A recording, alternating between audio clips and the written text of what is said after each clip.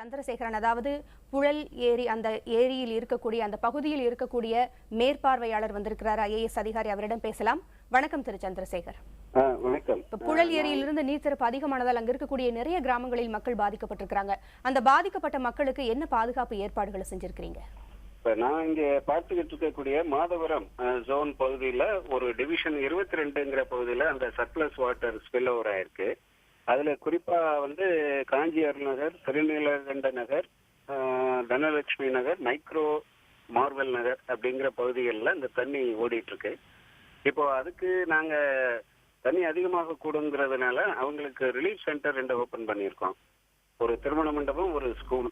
இந்த செய்தியை இந்த 2 இடத்துல மக்கள் தங்கிக்கலாம். அவங்களுக்கு உணவு, சுகாதாரம் மற்ற பாதுகாப்பு அங்க ஏற்பாடு பண்ணப்பட்டிருக்கு அப்படிங்கிற செய்தியை இப்போ அங்க மைக்ல போலீஸ் மூலமாகவும் ஆட்டோ மூலமாகவும் சொல்லிட்டு இருக்கோம்.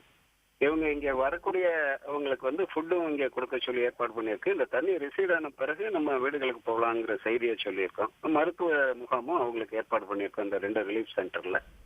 மற்ற இன்னும் சில லோ லைங் ஏரியாஸ்ல தண்ணி இருக்கக்கூடியதை பைல் அவுட் பண்றதுக்கு ஒரு 25 மோட்டார்ஸ் இங்க இருந்து பம்ப் பண்ணி அந்த தண்ணியை வெளியேற்றுவதற்கு பணியில ஈடுபடுத்தப்பட்டிருக்கு.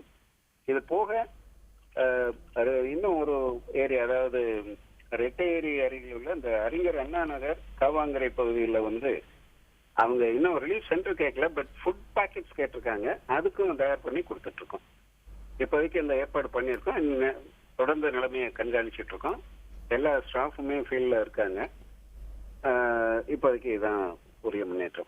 திரு சந்திரசேகரன், புழல் ஏரியிலிருந்து தண்ணீரின் அளவு, திறக்கப்படும் தண்ணீரின் அளவு அதிகரிக்கப்பட்டிருப்பதால எத்தனை மக்கள் பாதிக்கப்படுவாங்கன்னு கணக்கிட்டு இருக்கிறீங்க?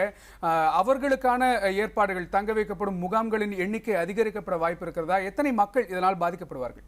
நிச்சயமா. இப்ப நான் பார்த்துக்கொண்டு இருக்கக்கூடிய பகுதியில எங்களுக்கு கணக்குல ஒரு 1500-2000 பேருக்கிட்டே வரும் அப்படிங்கிற அதிகபட்சமாக ஒரு மதிப்பீடு செய்திருக்கிறோம். அவ்வளவு பேருக்குமான உணவும் தங்குவதற்கு இடமும் ஏற்பாடு செய்திருக்கோம். இது மேலும் ஒருவேளை இதை விட கூடுதலாக வந்தால் போதுமான அளவுக்கு இங்க தங்குவதற்கு மேலும் 2 திருமண மண்டபங்கள், ஒரு கம்யூனிட்டி ஹால் தயார் நிலையில இருக்குது. அதனால எல்லா ஏற்பாடுகளும் அதாவது முனைப்புடன் செய்யப்பட்டுள்ளது. எந்த ஒரு சூழ்நிலையும் கையாள்வதற்கு தயார் நிலையில இருக்கும்.